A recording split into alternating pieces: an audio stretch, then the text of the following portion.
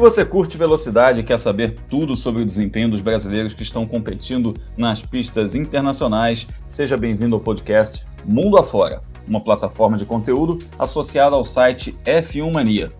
Esse é o nosso 5º episódio, um pouco diferente dos habituais. Em vez de comentarmos os resultados dos pilotos brasileiros nas corridas disputadas por eles, vamos olhar para o futuro. Hoje é dia de projetarmos o que vem por aí nas divisões de base da Fórmula 1 e da Fórmula Indy. Quem será que vai chegar lá? Quem está no caminho para essas categorias? Os parceiros de sempre nesse papo são os também jornalistas especializados Leonardo Masson e Felipe Giacomelli. Felipe, não temos brasileiros na Fórmula 1 atualmente, mas é um ano com muitos brasileiros nas divisões de acesso, né? A fonte não secou. Não secou de maneira nenhuma. Eu acho que o Brasil é um dos países que consegue revelar pilotos praticamente todos os anos, colocando eles no kartismo e aí subindo Fórmula 4, Fórmula 3, Fórmula 2 e faltando a Fórmula 1. Esse ano são pelo menos 10 correndo na Europa, tem o Pietro Fittipaldi que vai pro Japão, a gente não pode esquecer a Bruna Tomazelli que esse ano corre em W Series, que tem etapa também no México, nos Estados Unidos, além da Europa. Já começando um pouco o assunto, eu queria destacar o Gabriel Bortoleto, que vai correr na Fórmula 4. Acho que se você quer começar um assunto com seus amigos, falar, fica de olho nesse piloto, é esse aí que você tem que ficar de olho. Verdade. Gabriel Bortoleto, já adiantando aqui, mandou mensagem pra gente. Então, ainda nessa edição, a gente vai ouvir o Gabriel Bortoleto falando sobre a expectativa dele para a Fórmula 4, mas é o momento também que a gente torce para esses campeonatos, né, serem de fato realizados. Ô Léo, a temporada 2020 está ameaçada pela pandemia do coronavírus, tem campeonato importante sofrendo com isso, a gente já viu aí etapas canceladas na Fórmula E, na MotoGP, pode ser que sobre para as categorias de base também. É uma ameaça real, não é, Léo? Zé, Bruno, Felipe, amigos que ouvem a gente, é uma ameaça real, sim. Na verdade, já é mais que uma ameaça, né? A gente já teve alguns cancelamentos na Fórmula E, Prix de Roma cancelado, Prix de Sanya cancelado, Jacarta também não vai acontecer. Na Fórmula 1 a gente teve aí o adiamento / cancelamento da prova da China. Como que a gente vai seguir, né, com a temporada? E isso vai refletir nas categorias de base também. Fórmula 1 no Bahrein vai correr com portões fechados, né? E isso pode refletir na Fórmula 2 e na Fórmula 3. Há quem considere o cancelamento dessas etapas, né? Seria a etapa de abertura das duas categorias, e muita gente considera o cancelamento das provas pelo simples fato das equipes não conseguirem chegar ao Bahrein. Há restrições com pessoas vindas de determinados países, no caso do Bahrein, pode acontecer com que algumas equipes não consigam chegar ou então cheguem incompletas para a prova, o que inviabilizaria a etapa. É uma ameaça real, a gente já está vendo aí acontecer em muitas categorias e a gente torce para que não tenha mais desdobramentos, além dos desdobramentos que a gente já está vendo. Além da base da Fórmula 1, a gente vai falar também sobre os brasileiros que estão no Road to Indy, porque o sonho americano também desperta ainda o desejo de muita gente. Então vamos nessa, vamos começar. Chega mais, eu sou o Alexander Grunwald do canal Fórmula Grum e a partir de agora vamos acelerar mundo afora.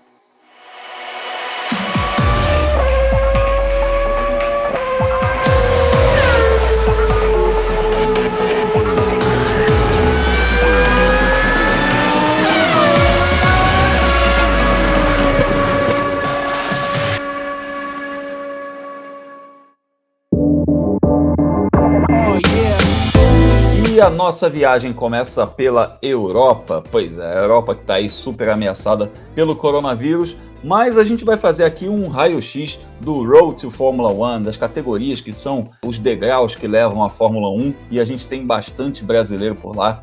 Eu vou começar falando uma listinha aqui dos brasileiros que a gente tem nas categorias, que são as categorias de baixo para cima, digamos assim. A gente tem o Roberto Faria na Fórmula 4 britânica, o Caio Collet na Fórmula Renault, subindo mais um pouquinho o Guilherme Peixoto na Fórmula 3 britânica. A gente tem ainda a Fórmula 4, né? A gente falou da britânica, mas tem a Fórmula 4 italiana, com o Gabriel Bortoleto fazendo a sua estreia. Aí a gente sobe para a Fórmula 3 regional europeia com Gianluca Petekoff, subindo para a Fórmula 3 FIA, que corre junto com a Fórmula 1, o Igor Fraga e o Enzo Fittipaldi. Na Fórmula 2, que é realmente o vestibular, a última categoria, digamos assim, tem o Felipe Drugovich, o Guilherme Samaia e o Pedro Piquet, mas também na Fórmula 1 a gente tem Pietro Fittipaldi seguindo como piloto de testes na Haas, e a grande novidade da semana, Sérgio Sete Câmara reincorporado ao programa da Red Bull, o que significa que ele é piloto reserva das equipes Red Bull Racing e da equipe AlphaTauri, que veio a substituir a Toro Rosso. Lembrando que ele tem a superlicença, ele é um piloto que conquistou na temporada passada na Fórmula 2 a superlicença para correr na Fórmula 1 e, portanto, ele está habilitado. Caso uma equipe de Fórmula 1 precise dele, ele pode disputar um grande prêmio, e foi exatamente o que o grupo Red Bull fez. O Helmut Marko foi lá, fisgou o Sérgio Sete Câmara para os seus domínios, para ele. Nessa possibilidade aí, a gente não sabe o que vai acontecer, né? O grupo Red Bull tem um piloto tailandês, tem um piloto russo, então a gente não sabe restrições de viagens, o que pode acontecer também. Então o Helmut Marko foi lá e garantiu a presença do Serginho no time. Felipe, é um pouco inesperado por um lado, mas por outro lado, se a gente somar todos esses fatores que a gente comentou agora, do coronavírus, da superlicença e tudo mais, é até um pouco lógico que a Red Bull busque um piloto nesse momento para estar no seu staff, concorda? Olha, Grum, a Red Bull ela tá desesperada por um piloto com a superlicença. Se a gente olhar, o único que está garantido assim é o Max Verstappen. O resto, quando você pensa no Alexander Albon, ele foi aquela solução de improviso do ano passado, subiu e no finzinho da temporada mostrou alguns resultados, mas também não tem nenhum pódio até agora. Um pouco de culpa do Lewis Hamilton, é verdade, mas não tem. E o Pierre Gasly e o Daniel Kvyat já foram promovidos para a Red Bull, caíram para a AlphaTauri e a carreira deles parece que não vai decolar. Aí nessas horas a Red Bull ela olha para o seu estábulo de onde está criando os seus futuros touros vermelhos e não tem ninguém com a superlicença. Fala do estoniano Yuri Vips, é um ótimo piloto, não tem a superlicença. Fala do Liam Lawson, a gente falou muito dele aqui na época de Toyota Racing Series e adivinha, ele não tem a superlicença. E aí de repente você precisa colocar alguém no carro porque esses pilotos desses titulares não estão indo bem, e aí você precisa de alguém que tenha o documento e possa entrar. Aí nisso o Sérgio Sete Câmara que estava dando sopa porque a McLaren não tem um plano de longo prazo para ele, foi reincorporado ao programa da mesma forma como antes o Brandon Hartley foi e o próprio Alexander Albon, né, que passaram pela Red Bull quando eles eram muito jovens, não deu certo no primeiro momento, mas depois voltaram. E é muito irônico se a gente pensar que esse negócio todo deles terem muitos pilotos na sua formação, mas nenhum deles ter a superlicença, diretamente decorrente ao fato do Max Verstappen ter chegado menor de idade à Fórmula 1 e fez com que a FIA tomasse suas providências e fizesse com que as divisões de acesso gerassem pontuações, e aí o currículo nas divisões de acesso contasse muito para o piloto chegar à Fórmula 1, e aí todo o sistema, digamos assim, toda a métrica, né, que a Red Bull fazia para seus pilotos, todo esse sistema ruiu. Então eles precisaram de repente pegar um piloto que já tinha uma superlicença, como foi o Brandon Hartley que você falou, pegar outros pilotos no meio do caminho, porque aquele sistema que eles utilizavam de pilotos hiper jovens para colocar em carro de Fórmula 1 de repente não servia mais. É uma ironia do destino, mas de certa forma eu do meu lado aqui falo que é bem feito, porque colocar um piloto de 17 anos na Fórmula 1 é uma temeridade, por maior que seja o talento dele. Eu acho que não vale a pena você fazer isso. O piloto precisa do seu amadurecimento, a Fórmula 1 é o auge do auge, não dá para botar um cara de 17 anos pilotando um carro de Fórmula 1 e sendo exemplo, inclusive, para uma categoria em que a FIA usa como propaganda. A FIA sempre coloca lá suas ações de segurança no trânsito, no banner lá do pole position, então a gente vê muito essa coisa dos pilotos fazendo campanhas de segurança no trânsito, e aí você coloca um cara sem habilitação para correr na Fórmula 1. Bom, mas isso foge um pouquinho do nosso tema, vamos voltar aí para o nosso mercado de brasileiros rumo à Fórmula 1. Eu vou colocar o Léo no papo para falar, e a gente falou bastante da Fórmula 2 no episódio passado. Se você não acompanhou, busque no histórico, a gente comentou bastante sobre Felipe Drugovich, Guilherme Samaia, Pedro Piquet, a gente falou muito deles. Então eu vou começar falando já pela Fórmula 3, Igor Fraga e Enzo Fittipaldi, ambos subindo de categoria da Fórmula Regional Europeia para a Fórmula 3 FIA, ambos com desafios pela frente, Léo. O que esperar dessa dupla? Bom, Bruno, o que a gente pode esperar é uma temporada de adaptação dos dois, mas uma temporada que pode ser bastante positiva, tanto para o Enzo quanto para o Igor, né? O Igor vem de título na Toyota Racing Series, conseguiu uma boa temporada na Fórmula Regional Europeia no ano passado, fez um terceiro lugar, que era até certo ponto inesperado. Muita gente apostava no Enzo indo bem no campeonato do ano passado, botava tanta fé assim no Igor, e o Igor se surpreendeu, conseguiu um terceiro lugar. Tem se mostrado um piloto bastante competitivo, não só pelos resultados que ele teve na Fórmula 3 regional, mas também pela Toyota Racing Series. Então eu não confio muito em título, porque é a primeira temporada dos dois é um campeonato que é mais forte. Eu acredito tanto que o Igor quanto o Enzo consigam resultados de bastante destaque. Eles devem andar no meio do pelotão, algo semelhante talvez ao que o Pedro Piquet fez nos últimos 2 anos na Fórmula 3. Tem uma expectativa boa boa. Não acredito que eles devam brigar por título, mas podem conseguir arrancar uma vitória ou outra, tal, e andar na frente aí com alguma constância. Capacidade para isso, os dois pilotos mostraram que tem na temporada passada. É uma situação de não ter uma pressão de repente disputar um título, de andar bem, de vencer a corrida, mas de repente não disputar um título. Isso é uma pressão a menos. Eles vêm de categorias em que eles tiveram essa pressão,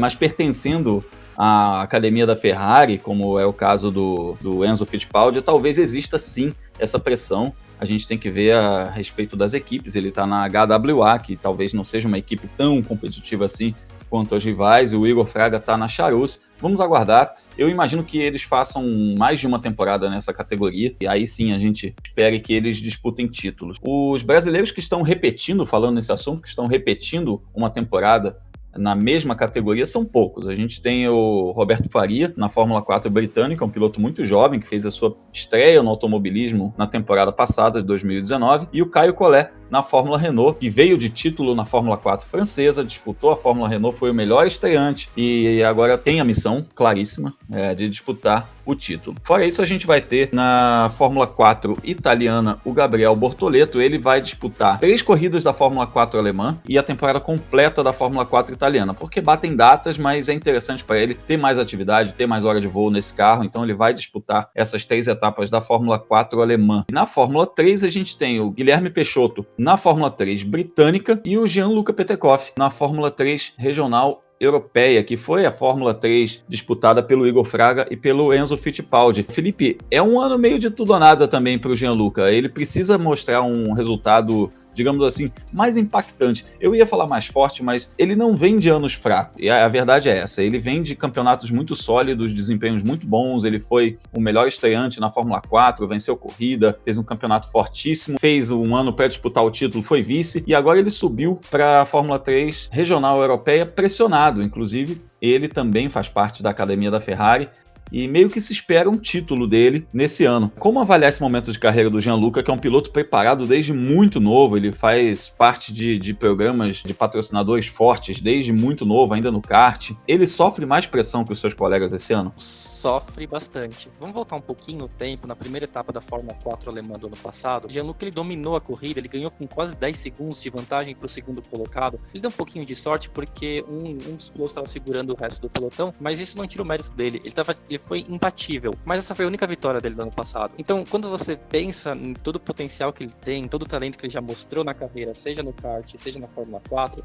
era um piloto que esperava que ano passado tivesse sido campeão ao menos de uma das 2 Fórmulas 4 que ele disputou. Ele tinha um calendário similar ao da Gabriel Bortoleto, de fazer a Fórmula 4 alemã e a Fórmula 4 italiana, já que elas não batem datas, dá pra fazer os dois. Ele foi vice na italiana e não lutou pelo título na alemã. Ficou aquela questão de, poxa, é um piloto tão bom, por que não deu certo? Ficou um gostinho de quase, a gente pode falar isso. Foi um desempenho bom, mas ficou um gostinho de quase. Ficou. Ele é um piloto que sofreu muitos acidentes no ano passado, alguns foram culpa dele, outros foram fora do controle, e aí ele virou passageiro de todo o salseiro, e aí ele não conseguiu mostrar os resultados que eram esperados. Agora ele subindo para a Fórmula Regional, ele continua pela equipe Prema, que é de longe, assim, a melhor equipe da categoria. É o único piloto que já tem uma grande experiência na Prema. O outro piloto é um dinamarquês chamado Oliver Rasmussen, que até agora não mostrou muitos resultados. Então, a tendência é que a gente veja o Petekoff como favorito para a Fórmula Regional. Se ele conseguir mostrar todo o talento que já teve na pista, né, na Fórmula 4 e no kart, eu acho que é um forte candidato ao título. Mas se não der certo, vamos falar que ele fique com o vice, a academia da Ferrari já mostrou que é um pouco paciente. Ela não é o programa da Red Bull, que você não é campeão e você tá fora. Pode não ser um ponto final na carreira se ele for mal esse ano.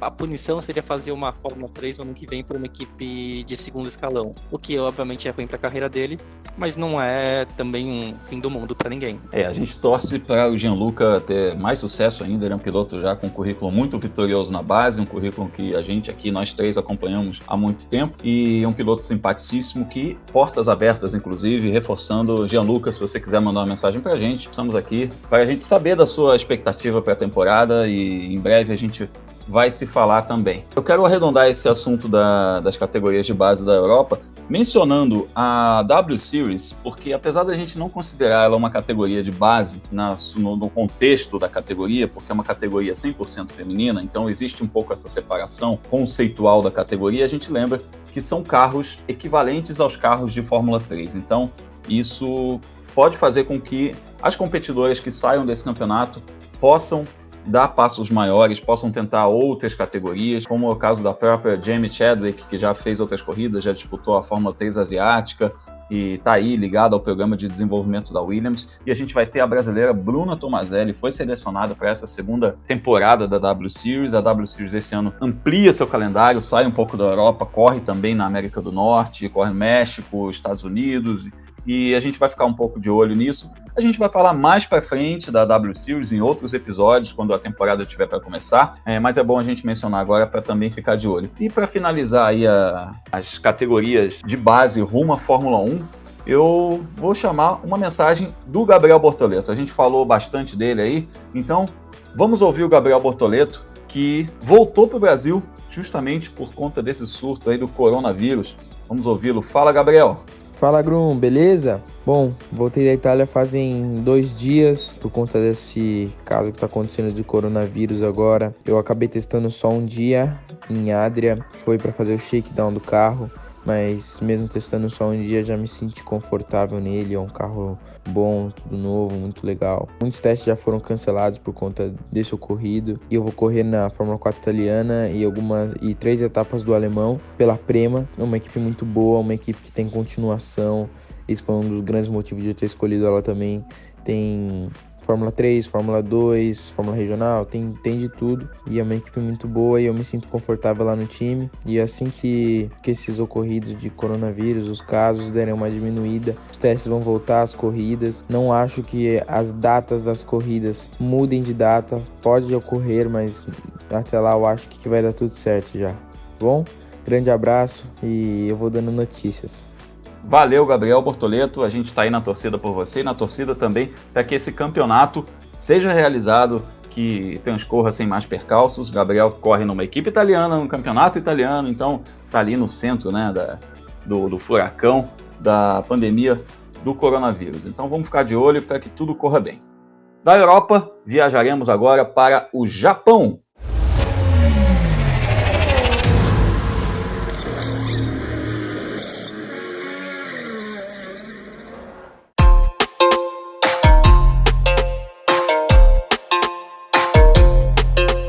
O Japão é o destino de Pietro Fittipaldi em 2020. O piloto já começou a sua temporada competindo na Ásia, comemorou aí a conquista da superlicença, fez os pontos necessários para que a equipe Haas entrasse com o pedido junto à FIA, para que ele obtivesse a superlicença para pilotar na Fórmula 1, para disputar um grande prêmio de Fórmula 1. Porque pilotar, o Pietro já pilota, ele já é escalado regularmente pela equipe Haas para desenvolver o carro nos testes, mas ele tem que ter a habilitação para disputar um grande prêmio, caso seja convocado para isso. E a missão em 2020 é estar em atividade para ajudar o desenvolvimento da Haas. Um piloto em atividade é sempre melhor do que um piloto que corre apenas em simulador. E aí, de repente, beliscar alguma coisa em 2021. O que a gente pode esperar de Pietro Fittipaldi nessa temporada? Léo Masson, eu começo por você. É um momento de carreira complexo. É até uma coisa meio... A gente lembra de outros brasileiros que passaram por isso, né? O Nelson Piquet, Lucas de Grassi. Aquela fase que assim, você já fez o que você precisava, mas você ainda não tem a vaga, então precisa ficar em atividade.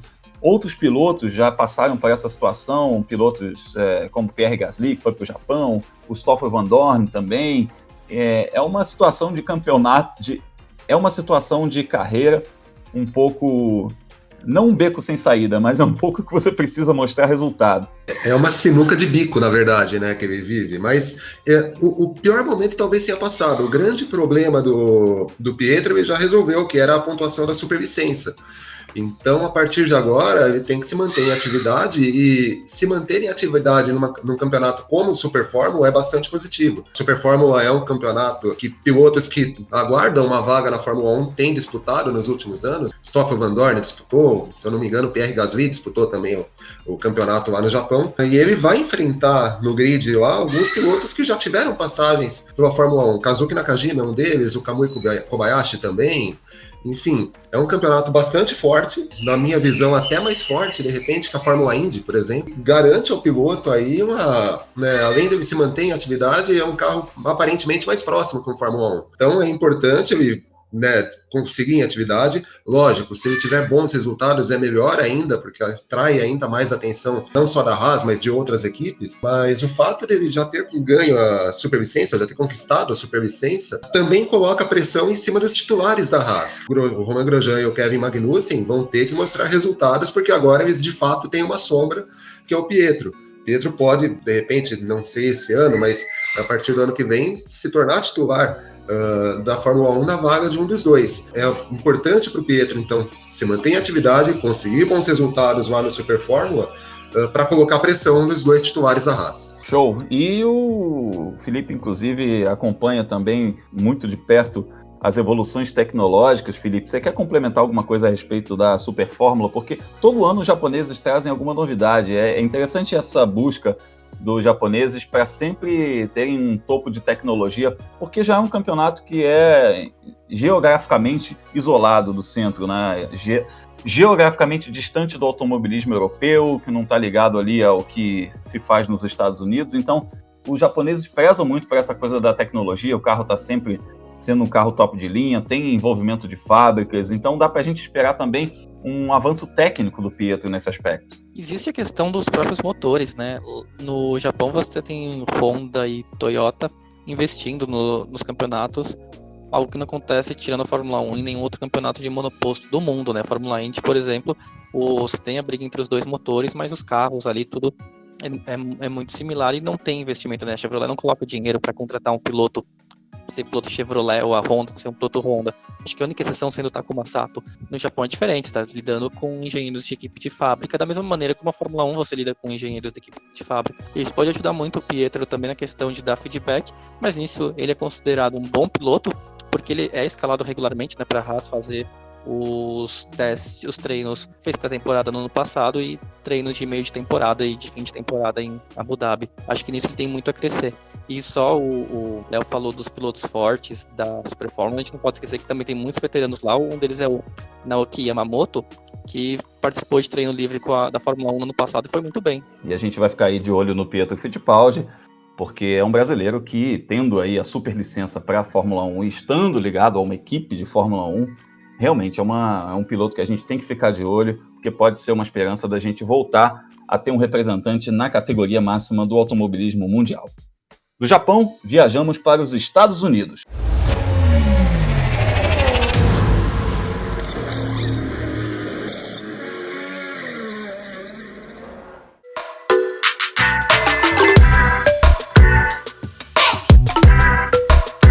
Falando em brasileiros mundo afora, a gente encerra essa volta ao mundo falando dos Estados Unidos. A grande notícia da semana foi a chegada de Felipe Nasser à Fórmula Indy. Não chega a ser uma surpresa a contratação dele pela equipe Carlin, porque o Felipe fez um trabalho incrível nos testes, inclusive foi chamado novamente para testar, o desempenho dele impressionou. E esse momento que o Nasser chega à equipe Carlin, anunciado na semana da abertura do campeonato, quebra uma coisa que a gente estava já lamentando nos episódios anteriores. A gente chegou a lamentar que a gente teria, depois de quase 40 anos, um campeonato da Fórmula Indy começando sem um brasileiro na primeira etapa, e a gente vai ter Felipe Nasser na Carlin. O que o seu xará pode fazer em termos de campeonato, Felipe Giacomelli? A gente pode esperar aí que seja uma carreira para o Felipe Nasser, ou é tampão esse momento? A gente não pode nutrir muitas expectativas, já que a Carlin também não é uma equipe que seja tão vistosa aos olhos dos pilotos nesse momento. Pode esperar sim. Eu falei no comentário anterior que não tem envolvimento pesado das montadoras, mas um pouco do acordo para o Felipe Nasser chegar para Indy foi via General Motors, né? Defende a Cadillac, que é uma das montadoras do grupo na INSA, né, nas corridas de longa duração dos Estados Unidos, foi correr na Carlin, equipe que ele conhece muito bem, foi campeão da Fórmula 3 inglesa, lutou por título na GP2, antiga Fórmula 2, por essa escuderia, e a escuderia usa os motores da Chevrolet, que também faz parte do grupo, então teve um empurrãozinho para ele. E é isso aí que você falou, Grum. A expectativa é que essas primeiras corridas na Indy nesse ano abram as portas para ele fazer carreira na Fórmula Indy no futuro. Claro que se ele desejar por esse caminho, que faria todo sentido.